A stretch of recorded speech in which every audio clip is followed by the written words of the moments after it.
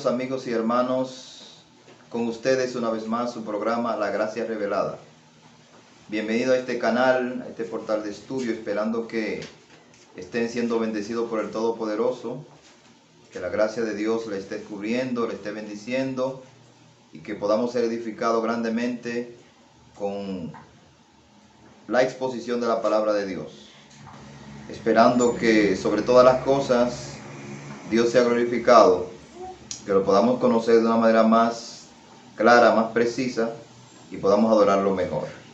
Así que bienvenido a su programa y en esta ocasión estaremos dando continuidad a la serie de estudios que estamos llevando a cabo sobre el nuevo orden espiritual. La Biblia presenta un contraste entre dos órdenes espirituales. Vamos a decir entre dos pactos, el pacto antiguo y el nuevo pacto. Y estaremos leyendo la palabra de Dios. Vamos a iniciar en esta ocasión en el Evangelio según San Juan, en el capítulo 4, a partir del versículo 19, leemos lo siguiente. Le dijo la mujer: Señor, me parece que tú eres profeta. Nuestros padres adoraron en este monte, y vosotros decid que es en Jerusalén el lugar donde se debe adorar. Jesús les dijo: Mujer, créeme que la hora viene, cuando ni en este monte ni en Jerusalén adoraréis al Padre. Vosotros adoráis lo que no sabéis, nosotros adoramos lo que sabemos, porque la salvación viene de los judíos. Mas la hora viene, y ahora es, cuando los verdaderos adoradores adorarán al Padre en espíritu y en verdad, porque también el Padre tales adoradores busca que le adoren. Esto es parte de una conversación que nuestro Señor Jesucristo estuvo con lo que se conoce como la mujer samaritana en un pozo. Todo inició cuando Jesús le pidió de beber, le dijo: dame de beber, y ella entonces dijo: no sé por qué tú, siendo judío, me pide a mí de beber, que soy samaritana, porque judíos y samaritanos no se tratan. Luego Jesús le dice: si tú supieras quién es el que te pide de beber, tú le darías a él y él te daría agua viva. Entonces la mujer, como la mayoría de la gente del tiempo de Jesucristo, lo malinterpretó. Jesús hablaba de cosas espirituales usando ejemplo de cosas materiales, y las personas lo malinterpretaban. Entonces la mujer está pidiendo esa agua, y Jesús entonces le dice: bueno, pues está bien, ve, busca a tu marido. No tengo marido, dice ella. Jesús le dice: no, sí, claro, tú no tienes marido, porque 5 han tenido y el que ahora tiene no es tuyo. Cuando ella vio que Jesús, sin haberla visto nunca, sin haber tenido noticia de ella, le dice que ha tenido 5 maridos, bueno, pues ella dice: me parece que tú eres profeta. Y entonces le plantea una cuestión teológica, un debate que existía entre judíos y samaritanos. Los samaritanos eran una raza que se había establecido en el monte Gerizim, y ahí adoraban. Ellos tuvieron su origen siendo judíos que se mezclaron con paganos, con gentiles, y entonces abandonaron el pacto y se establecieron en ese lugar. Y reconocían que ese lugar era su lugar de ellos adorar. Y los judíos decían que era en Jerusalén donde se debía adorar. ¿Por qué los judíos decían que era en Jerusalén donde se debía adorar? Bueno, pues en el Salmo 48 dice que Jerusalén es la ciudad del gran rey. Jesucristo dijo en San Mateo capítulo 5: no juréis por Jerusalén, porque es la ciudad del gran rey. Además, sobre todas las cosas, en Jerusalén estaba el templo, el lugar sagrado donde se realizaban las actividades que correspondían al pueblo judío. Allí era que se realizaban los sacrificios de animales, las fiestas, todas las festividades, todo el culto, todo el ceremonial se llevaba a cabo allí en el templo. Era el lugar que Dios había escogido para encontrarse con su pueblo. Entonces la samaritana le hace la pregunta a Jesús, y Jesús le dice: bueno, Viene la hora cuando ni en este monte ni en Jerusalén se adorará al Padre, sino que será una adoración espiritual, en espíritu y en verdad.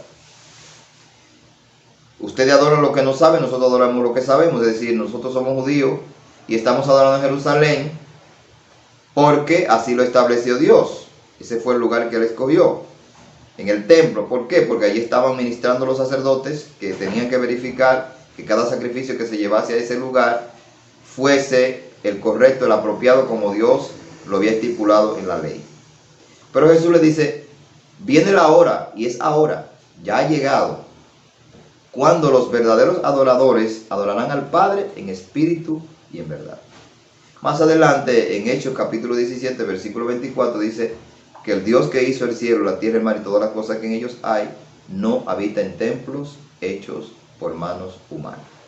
Es decir, el antiguo pacto, el viejo sistema, el orden espiritual antiguo que se estableció en el Sinaí, estaba regulado, y esa regulación exigía que fuera Jerusalén el centro de culto, el centro de adoración, y que fuera el templo, el lugar que se escogiera y se dedicara para llevar a cabo las festividades establecidas en el culto de adoración a Dios. Entonces, al venir un nuevo orden espiritual, al establecer un nuevo pacto, era necesario que ese lugar de adoración antiguo, pues, quedase atrás. Y como hemos estado viendo en los estudios pasados, cuando la Biblia habla de un cielo nuevo y una tierra nueva, se refiere específicamente a ese orden espiritual nuevo, donde ya las regulaciones del culto no estarían restringidas a un templo físico, donde ya la adoración a Dios no sería específicamente en Jerusalén, sino que sería en cualquier lugar donde un hombre tuviese un encuentro con Dios a través del Señor Jesucristo. Y Jesús le está diciendo a la samaritana, ese tiempo llegó. Así que muy pronto, ese lugar ya no será el lugar de encuentro entre Dios y el hombre. Bueno, en el libro de los Hechos, capítulo 3, vemos que todavía cuando Jesús resucitó y ascendió a los cielos, los discípulos iban a ese lugar, al templo, a orar. Porque como ellos eran judíos, seguían esa tradición. Pero Dios, Jesucristo, tanto en el Antiguo como en el Nuevo Testamento, habían profetizado que ese lugar un día, ese templo un día desaparecería.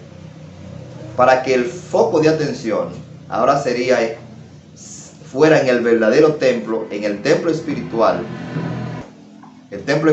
que es Cristo y todos los que han sido regenerados por Él, que tienen la morada del Espíritu Santo. Ese es el verdadero templo.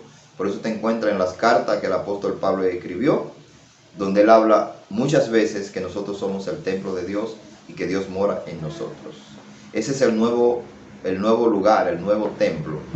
Entonces las escrituras hacen un contraste entre los dos templos y los dos lugares. Se habla de la Jerusalén como el lugar donde se adoraba a Dios, y se habla del templo como el lugar sagrado donde se llevaban a cabo todas las festividades. Pero las escrituras nos muestran que el nuevo orden espiritual tiene una nueva Jerusalén y también tiene un nuevo templo. Vamos a ver una analogía que hace el apóstol Pablo en la carta que le escribió a los Gálatas en el capítulo 4. Gálatas capítulo 4, él hace una analogía donde él compara los dos pactos, los dos lugares de adoración, y donde él muestra lo que significaba el antiguo pacto y el nuevo pacto. Dice a partir del versículo 21 de Gálatas capítulo 4: decidme ahora lo que queréis estar bajo la ley. ¿No habéis oído la ley? Porque está escrito que Abraham tuvo dos hijos, uno de la esclava, el otro de la libre. Pero el de la esclava nació según la carne, más el de la libre por la promesa. Lo cual es una alegoría, pues estas mujeres son dos pactos. Son los dos pactos. El uno proviene del monte Sinaí, el cual da hijos para esclavitud. Este es Agar. Porque Agar es el monte Sinaí en Arabia y corresponde a la Jerusalén actual, pues ésta junto con sus hijos está en esclavitud. Mas la Jerusalén de arriba, la cual es madre de todos nosotros, es libre. Porque está escrito, regocíjate, oh estéril, tú que no das a luz. Prorrumpe en júbilo y clama, tú que no tienes dolores de parto, porque más son los hijos de la desolada que de la que tiene marido. Así que, hermanos, nosotros como Isaac somos de la promesa. Pero entonces, como entonces el que había nacido según la carne perseguía al que había nacido según el espíritu, así también ahora. Mas, ¿qué dice la esclava? Echa fuera, ¿qué dice la escritura? Echa fuera a la esclava y a su hijo, porque no heredará el hijo de la promesa con el hijo de la libre. De manera, hermanos, que nosotros no somos de la esclava, sino de la libre. Entonces aquí hay una analogía con Abraham y con Sara y con Agar. Sara era la esposa de Abraham y Dios le había prometido que le daría un hijo y que a través de ese hijo tendría una descendencia innumerable, numerosa. Bueno, pues como eran avanzados en edad y Sara era estéril, Sara le aconsejó a Abraham que se llegara a Agar para que tuviera un hijo. Y entonces nació así Ismael. Pues Pablo hace una comparación aquí y dice que el pacto antiguo está representado por Agar. Agar era una esclava y el hijo que tuvo también era hijo de esclavitud. Pero Abraham y Sara tenían la promesa de tener un hijo y tuvieron a Isaac. Entonces Pablo está comparando aquí a los cristianos que habían creído en Jesucristo, habían entrado en el nuevo pacto, y los judíos que seguían aferrados al viejo pacto, buscando ser justificados por la ley. Dios dio la ley para mostrar al hombre cuán pecador el hombre es y para que sienta la necesidad de la misericordia de Dios. Pero el que se seguía aferrando a que podía cumplir la ley y así ser justo a los ojos de Dios, estaba en esclavitud, porque nunca podía cumplir perfectamente todas las demandas de la ley como para que Dios lo pueda aceptar como justo. Por eso él presenta el nuevo pacto, que es que simplemente Jesucristo cumplió todas las demandas de la ley de Dios en lugar del que cree, y el que cree es aceptado por Dios como si nunca hubiera pecado, y entonces es justo a los ojos de Dios por la obra perfecta del Señor Jesucristo. Se contrasta aquí entonces dos Jerusalén, la Jerusalén terrenal, que tenía un templo en Jerusalén, y la Jerusalén celestial, que tiene un templo espiritual, que es el pueblo de Dios. Ahora, el texto termina diciendo que Dios le dijo a Abraham que echara fuera a Agar y a su hijo, que lo echara fuera. Entonces, asimismo, cuando Jesucristo se manifestó en este mundo, los judíos que no creyeron serían echados fuera. Serían echados fuera de las promesas que Dios había hecho a través de Abraham, del descendiente de Abraham, que es Jesucristo, traer la salvación y traer y ser bendición a toda la humanidad. Entonces los judíos que no creyeran en Jesucristo serían echados fuera. Solamente un remanente que creyó en Jesucristo pasó a formar parte del nuevo templo espiritual, de la Jerusalén celestial, con un nuevo templo y de un nuevo pacto. También el apóstol Pablo en Hebreos capítulo 9 hace una comparación entre los dos órdenes espirituales. Hebreos capítulo 9. Vamos a leer desde el versículo 1 hasta el 4 y luego quizá el versículo 8, que dice: ahora bien, el primer pacto tenía ordenanzas de culto y un santuario terrenal. O sea, tenía que tener un templo, porque el tabernáculo estaba dispuesto así. En la primera parte, llamada el lugar santo, estaba el candelabro, la mesa, los panes de la proposición. Tras el segundo velo estaba la parte del lugar santísimo, llamado lugar santísimo, el cual tenía un incensario de oro, el arca del pacto cubierta de oro por todas partes, en la que estaba una urna de oro que contenía el maná y la vara de Aarón que reverdeció, y las tablas del pacto. Entonces aquí está hablando de que el antiguo pacto, el orden espiritual antiguo, tenía un santuario. Entonces, ese santuario debía caer, así como iba a desaparecer, el cielo viejo, para dar paso al nuevo cielo. Quiere decir que ese santuario, como lugar de adoración, tenía que desaparecer para que entonces la gente pusiera su vista en el santuario espiritual, en el nuevo templo que Dios levantó, como dice la Escritura.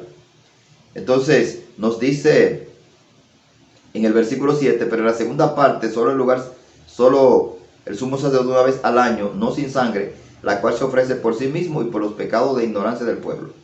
Versículo 8, dando a entender el Espíritu Santo con esto, que aún no se había manifestado el camino al lugar santísimo, en tanto que la primera parte del tabernáculo estuviese en pie, lo cual es símbolo para el tiempo presente, según el cual se presentan ofrendas y sacrificios que no pueden hacer perfecto en cuanto a la conciencia al que practica ese culto. O sea, ese culto que se practicaba en el santuario terrenal no podía ser perfecto a las personas, porque los sacrificios animales, como dice en el versículo 4 del mismo capítulo 9, que la sangre de los machos cabríos, o del capítulo 10 mejor dicho, porque la sangre de los toros y de los machos cabríos no puede quitar los pecados. Entonces, no había perfección. Era simplemente que a través de los sacrificios animales se otorgaba un perdón temporal hasta que Cristo viniese. Entonces, por eso dice en Hebreos también, en el mismo capítulo 9, pero el versículo 15, así que por esto es mediador de un nuevo pacto, para que interviniendo muerte para la remisión de las transgresiones que había bajo el primer pacto, los llamados reciban la promesa de la herencia eterna. Todos los que fueron llamados del pueblo hebreo, en este caso, y también los gentiles, pero aquí está hablando del pueblo hebreo, que era el que estaba bajo el antiguo pacto, dice que Cristo murió para redimirlo de las transgresiones que había bajo ese primer pacto. Es decir, ese primer pacto no quitaba el pecado. Por eso se necesitaba un orden espiritual, con un nuevo templo, con un sacrificio superior que pudiese quitar el pecado y pudiese limpiar la conciencia de los adoradores. Ahora, el versículo 8 del capítulo 9 leímos que entre tanto que esa primera parte del tabernáculo estuviese en pie, no se había preparado camino para el lugar santísimo. Aquí el lugar santísimo, el lugar santísimo del santuario terrenal era el lugar donde solamente el sumo sacerdote podía entrar y encontrarse con Dios una vez al año para recibir de Dios la declaración de que el pueblo estaba perdonado por un año. Eso en contraste con Jesucristo, que a través de su muerte perdonó para siempre a todos los que ponen su fe en su muerte. Entonces, mientras ese tabernáculo estuviese en pie, es decir, mientras estuviesen haciendo sacrificio, que era la primera parte del lugar santo, del santuario que se hacía, donde estaba, el santuario estaba dividido en tres partes: el atrio, el lugar santo y el lugar santísimo. Entonces, todos los días se realizaban en el lugar santo sacrificio de animales por los pecados del pueblo.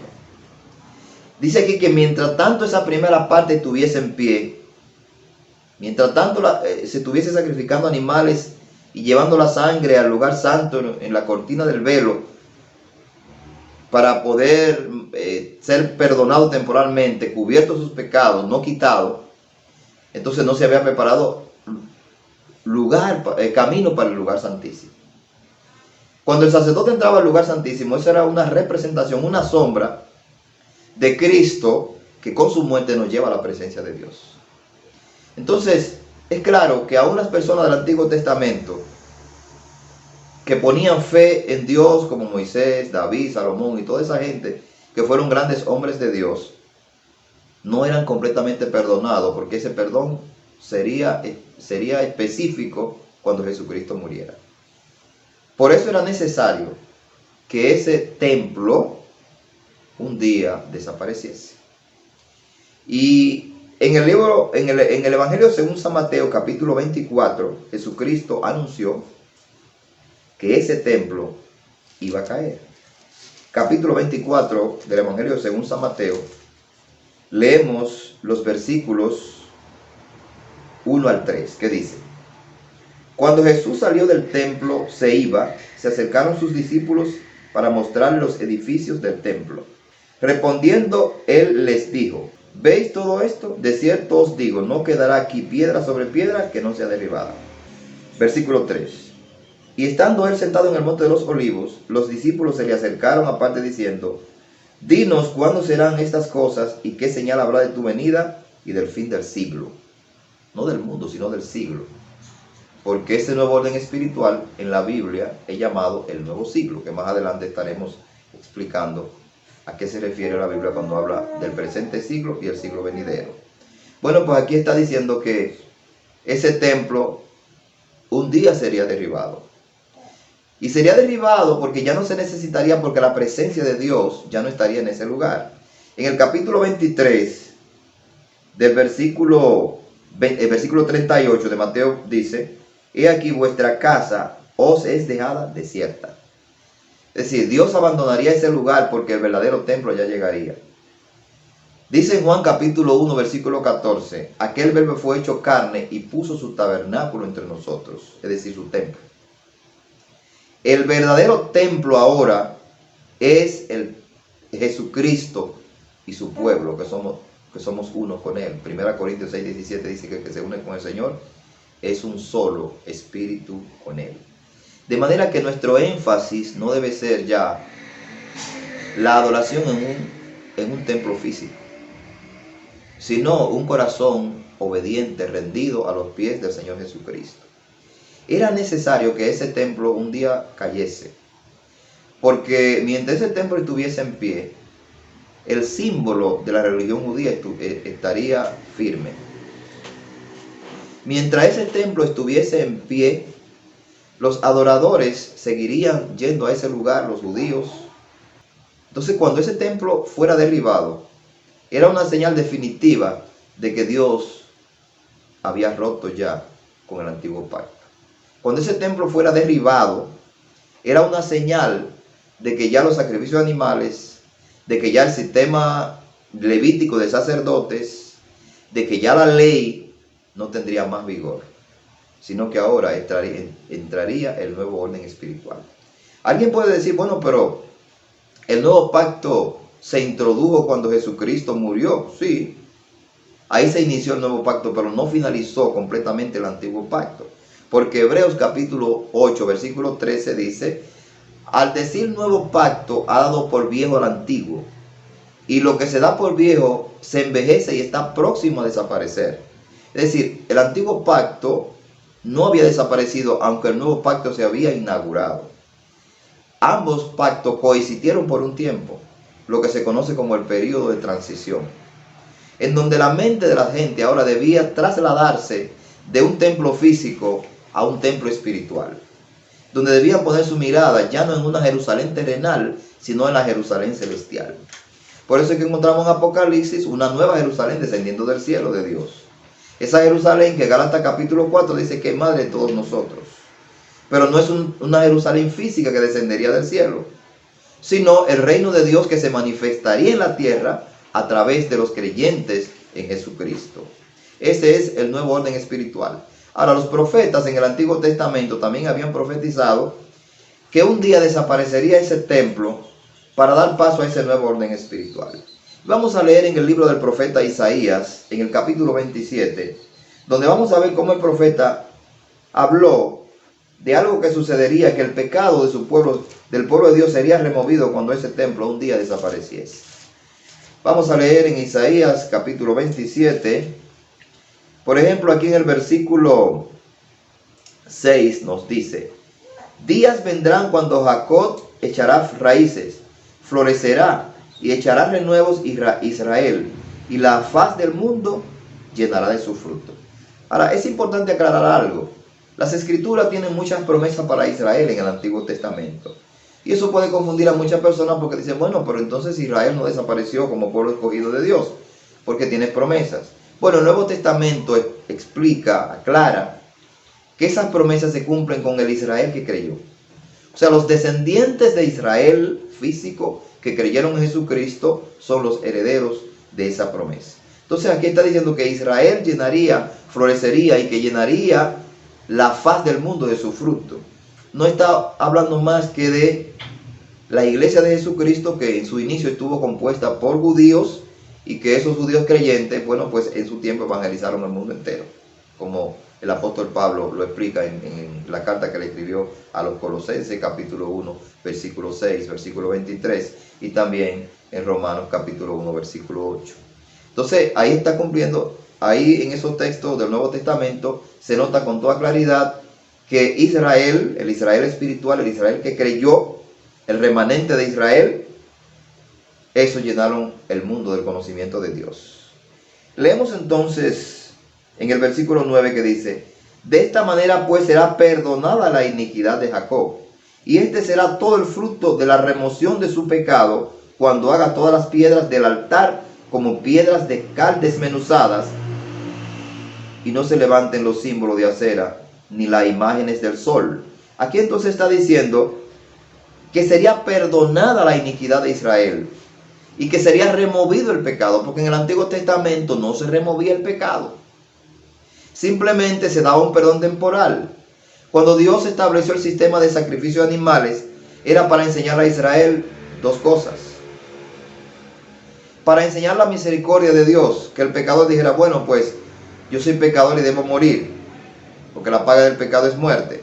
Pero Dios en su misericordia ha permitido que muera un animal en mi lugar. Pero también era para que ellos entendieran que un día el Cordero de Dios, que quita el pecado del mundo, como dice Juan 1:29, se manifestaría y removería el pecado. Primera de Juan 3:5 dice que Cristo apareció para quitar nuestros pecados, y en Él no hay pecado. Hebreos 9:26 dice que Cristo apareció para quitar de en medio el pecado.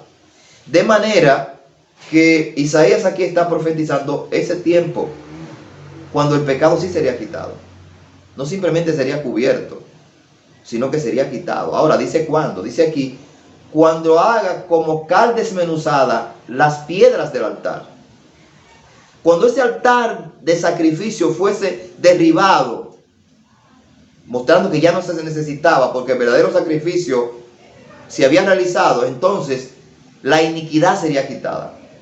Por eso leímos en Hebreos 9:15 que cuando Cristo intervino con su muerte era para traer la remisión de las transgresiones que había bajo el primer pacto, es decir, para remover los pecados del Israel del Antiguo Testamento, y por supuesto de todos los creyentes en todos los tiempos. Entonces el verdadero sacrificio de Jesucristo quita el pecado. Por eso es un nuevo orden espiritual. Por eso se necesitaba que fuese derribado el altar del sacrificio, donde se realizaban los sacrificios que cubrían el pecado del pueblo, y le daban un perdón temporal, pero no limpiaba su conciencia. Ahora, cuando Jesucristo interviene en la vida de un ser humano, lo perdona y le limpia su conciencia, porque a través del Espíritu Santo le da seguridad en su corazón de que tiene vida eterna, de que ha sido aceptado por el Padre. Ahora, en el versículo 10 dice: porque la ciudad fuerte, la ciudad fortificada será desolada, la ciudad habitada será abandonada y dejada como un desierto. Allí pastará el becerro, y allí tendrá su majada, y acabarán sus ramas. Entonces está diciendo que esa justicia, esa remoción de los pecados llegaría cuando la ciudad fortificada, que es Jerusalén, fuera derribada, fuera desolada, cuando quedaría desierta. Y fue lo que leímos en Mateo 23:38. Y aquí vuestra casa os es dejada desierta. Entonces era necesario que el templo cayese. El templo de Jerusalén, que fue derribado en el año 70 por los romanos, era una señal de que ahora el verdadero templo se había levantado, de que el verdadero sacrificio había sido aceptado, de que ahora los adoradores tendrían una comunión ininterrumpida con Dios a través de Jesucristo, y que el Espíritu Santo daría testimonio en su corazón, como dice Romanos 8:16, de que son hijos de Dios. Vamos a leer, para ir terminando ya, en el libro del profeta Amós. Amós también profetizó que llegaría un tiempo cuando el templo de Dios sería derribado, y entonces se establecería un nuevo templo que daría lugar a que todas las naciones pudieran tener un encuentro con Dios. Porque esa es otra cosa. El templo terrenal, el templo que tenía Israel, era un símbolo de una división entre judíos y gentiles. Porque ningún gentil que no se hubiera circuncidado y aceptado la religión judía, no podía entrar ni siquiera al atrio, donde los judíos llevaban sus sacrificios de animales. Pero en Efesios capítulo 2 dice que ese muro de separación entre judíos y gentiles fue derribado por Jesucristo. Es decir, en el verdadero templo, en el nuevo templo que Dios levantó ahora, todos los seres humanos pueden tener un encuentro con Dios, pueden tener acceso a la presencia de Dios, sean de la nacionalidad que sean. Entonces, Amós capítulo 9 nos dice a partir del versículo 1: vi al Señor que estaba sobre el altar y dijo: derribad el capitel y estremezcas de las puertas, haz los pedazos sobre la cabeza de todos, y al postrero de ellos mataré a espada. No habrá de ellos quien huya ni quien escape.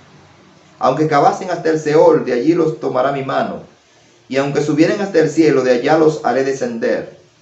Si se escondieren en la cumbre del Carmelo, allí los buscaré y los tomaré. Y aunque se escondieren de delante de mis ojos en lo profundo del mar, allí mandaré a la serpiente y los morderá. Y si fueren en cautiverio delante de sus enemigos, allí mandaré la espada y los matará, y pondré sobre ellos mis ojos para mal y no para bien. El Señor Jehová de los ejércitos es el que toca la tierra y se derretirá. Llorarán todos los que en ella moran, y crecerá como un río, y mermará luego como el río de Egipto. Hijos de Israel, no me sois vosotros como hijos de etíope, que dice Jehová: no os hice subir yo a Israel de la tierra de Egipto y de los filisteos, y a los filisteos de Captor y de Kir a los arameos. He aquí los ojos del Señor están contra el reino pecador, y yo lo asolaré de la faz de la tierra. Mas no lo destruiré del todo la casa de Jacob, dice Jehová, porque siempre dejo un remanente. He aquí yo mandaré y haré que la casa de Israel sea zarandeada entre todas las naciones, como se zarandea el grano en una criba, y no cae un granito en tierra. A espada morirán todos los pecadores de mi pueblo, que dicen: no se acercarán ni los alcanzará el mal. Luego viene una promesa que se cita en el Nuevo Testamento: en aquel día yo levantaré el tabernáculo caído de David, y cerraré sus portillos, y levantaré sus ruinas. Lo edificaré como en el tiempo pasado, para que aquellos sobre los cuales invocado mi nombre posean el resto de Edom y todas las naciones, dice Jehová, que hace esto. He aquí vienen días, dice Jehová, en el que ara alcanzará el segador, y el pisador de las uvas al que lleva la simiente. Entonces está hablando aquí de que cuando Israel fuera castigado, porque la destrucción del templo estaba profetizada, pero la destrucción del templo llevaría también un castigo para Israel. ¿Por qué Dios tenía que castigar a Israel con la entrada, antes de la entrada en vigor del nuevo orden espiritual? Bueno, porque Israel estaba en pacto con Dios. Y cuando leemos Deuteronomio capítulo 28, 27, 28 y 29, encontramos allí, como también en Levítico 26, una serie de castigos anunciados si Israel violaba el pacto. Entonces Israel violó el pacto. El pacto que Dios tenía con Israel era como el de un esposo y una esposa. Esa relación de Dios con Israel se presenta en la Biblia como un matrimonio, donde Israel era la esposa y Jehová era el esposo. Entonces, al violar el pacto, Dios tenía que castigarlo, porque estaba establecido así, estaba estipulado en ese pacto. Pero Dios tenía que castigarlo antes de divorciarse. Porque una vez que Dios se divorciase de ellos, ya no tendría razón para castigarlo, porque ya no tendría nada que ver con ellos. Ya no estaba en pacto con ellos. Entonces, luego que Él lo castigó, se divorció de Israel para casarse con su nueva esposa, que es la iglesia, la esposa del Cordero. Entonces aquí en Amós capítulo 9 está profetizando ese tiempo de castigo. Bueno, alguien podría argumentar que hubo ejemplos de castigo en el Antiguo Testamento y que eso se refería quizás a esos castigos enviados por el tiempo de Nabucodonosor, porque crean que este libro fue escrito antes de la caída de Judá y en Babilonia. Bueno, pero déjeme decirle que las Escrituras muestran que en el Antiguo Testamento muchas cosas son sombra del Nuevo Testamento, de cosas que iban a suceder, de una realidad mayor. Además, este texto que yo acabo de leer de Amós capítulo 9, que lo leí desde el 1 al 13, se cita en el Nuevo Testamento, y ya con esto yo voy a ir finalizando. En Hechos capítulo 15, encontramos que se está narrando la conversión de los gentiles. Y muchos judíos que habían creído en Jesucristo estaban celosos. Voy a leer algunos versículos de este capítulo 15 y con esto vamos a ir finalizando. Dice el versículo 1, entonces algunos que venían de Judea enseñaban a los hermanos, si no circuncidáis conforme al rito de Moisés, no podéis ser salvos. Como Pablo una vez tuviese una discusión y contienda no pequeña con ellos, se dispuso que subiesen Pablo y Bernabé a Jerusalén, y algunos otros de ellos a los apóstoles y a los ancianos para tratar esta cuestión. Ellos pues, habiendo sido encaminados por la iglesia, pasaron por Fenicia y Samaria, contando la conversión de los gentiles, y causaban gran gozo a todos los hermanos. Así que estaban contando que muchos gentiles se estaban convirtiendo a Jesucristo. Verso 5, pero algunos de la secta de los fariseos que habían querido se levantaron diciendo es necesario circuncidarlos y mandarle que iguale la ley de Moisés. Porque aunque ellos habían creído en Jesucristo, su entendimiento era que se necesitaba observar la ley aunque uno fuera cristiano. Entonces, la ley que no fue dada para los gentiles, según Salmo 147, versículos 19 y 20, que solamente era para Israel, ahora estos cristianos de la secta de los fariseos querían que los gentiles que se convertían en Jesucristo fuesen circuncidados y aceptasen la ley. Verso 7. Después de mucha discusión, Pedro se levantó y dijo, varones hermanos, vosotros sabéis cómo ya hace algún tiempo que Dios escogió que los gentiles oyesen por mi boca la palabra del evangelio y creyesen. Y Dios, que conoce los corazones, dio testimonio dándole el Espíritu Santo lo mismo que a nosotros. Y ninguna diferencia hizo entre nosotros y ellos, purificando por la fe sus corazones. Ahora pues, ¿por qué tentáis a Dios poniendo sobre la cerviz de los discípulos un yugo que ni nosotros ni nuestros padres hemos podido llevar? Antes creemos que por la gracia del Señor Jesús seremos salvos de igual manera que ellos. Entonces la multitud cayó y oyeron a Bernabé y a Pablo, que contaba cuán grandes señales y maravillas había hecho Dios por medio de ellos entre los gentiles. Y cuando ellos callaron, Jacobo respondió diciendo, varones hermanos, Simón ha contado cómo Dios visitó por primera vez a los gentiles para tomar de ellos pueblo para su nombre. Y con esto concuerdan las palabras de los profetas, como está escrito. Después de esto volveré y edificaré el tabernáculo de David que está caído. Repararé sus ruinas y lo volveré a levantar, para que el resto de los hombres busque al Señor y todos los gentiles sobre los cuales es invocado mi nombre. Entonces, en ese texto, aquí vemos que Jacobo, que parece que era el líder de la iglesia de Jerusalén, le dice, miren, lo que está sucediendo es que los gentiles se están convirtiendo, están creyendo en Jesucristo. Eso concuerda con lo que está escrito en los profetas. Que Dios había dicho después de esto, pero ¿después de qué? Después de que Dios castigase a Israel, como vimos en los primeros versículos de Amós capítulo 9. Después de que el templo de Israel fuera destruido. Después de que la Jerusalén terrenal fuera destruida, mostrando que ya no era la ciudad del gran rey, sino que ahora Dios tendría una ciudad celestial y un templo celestial. Después de eso, dice, Dios levantaría el tabernáculo de David, que no sería un tabernáculo físico, sino un tabernáculo espiritual, en donde todas las naciones podrían venir a adorar a Dios. El tabernáculo de David no es más que la apertura del evangelio a los gentiles, a las naciones, para que todos unidos, judíos y gentiles, podamos glorificar a Dios. Entonces, el hecho de que se estaban convirtiendo los gentiles era una prueba de que ya se estaba edificando el templo de Dios. En Efesios capítulo 2, versículo 22 dice, vosotros sois edificados juntamente para morada de Dios en el Espíritu. Dios estaba edificando su templo aquí en la tierra donde Él iba a morar, que es un templo espiritual de todos los creyentes de todas las naciones. Y ese es el tabernáculo que se estaba levantando, el tabernáculo de David. Pero ese tabernáculo iba a ser levantado, erigido completamente, cuando el tabernáculo terrenal de la vieja alianza, del antiguo pacto, fuese destruido, y cuando la vieja Jerusalén fuese destruida, y Dios entonces establecería la nueva Jerusalén, que es el reino de Dios en la tierra, con un templo espiritual que es el corazón y la vida de todos los que han creído en Jesucristo. Así que, mi estimado amigo, mi estimado hermano, eres llamado a formar parte de ese nuevo templo espiritual, donde ya no tienes que depender de una organización religiosa, donde ya no tienes que depender de un lugar específico para adorar a Dios, donde ya no tienes que viajar a una ciudad como los israelitas tenían que viajar grandes distancias para ir al templo de Jerusalén a celebrar las festividades. Ahora puedes, donde quiera que te estés, encontrarte con Jesucristo. Si reconoces que Jesucristo es el Salvador, es el único camino por el cual tú puedes llegar hasta el Padre.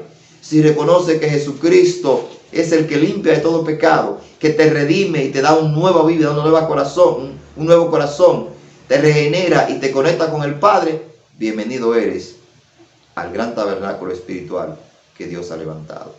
Que Dios pues bendiga a todos y cada uno de nuestros amables oyentes. Que la gracia del Señor sea con todos ustedes y les esperamos en una próxima ocasión. Bendiciones.